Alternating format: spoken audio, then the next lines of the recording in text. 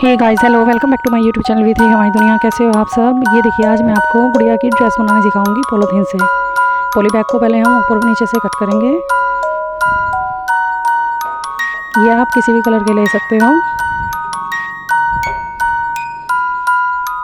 ये देखिएगा, अब मैं इस तरह से इसे पहनाकर इकट्ठा कर कर इस पर रबड़ लगा दूँगी। आप कोई धागा भी बांध सकते हो।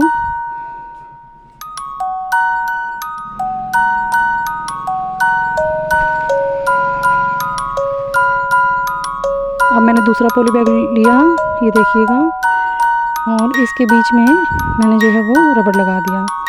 इसमें हाफ पोर्शन ऊपर का बन गया है, हाफ नीचे का।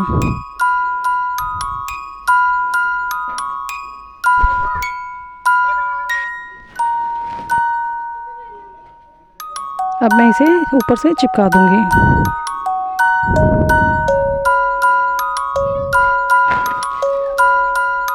अब मेरे पास लेस रखी है, उससे मैं इसे डेकोरेट कर दूंगी। इसकी ज्वेलरी भी बना दूंगी। तो आपको मेरी गुड़िया बनाने का तरीका कैसा लगा? अगर आपको पसंद आया हो और आप मेरे चैनल पर नए हो तो मेरे चैनल को सब्सक्राइब कीजिएगा और मेरी वीडियो को ज़्यादा से ज़्यादा शेयर कीजिएगा। Thank you very much.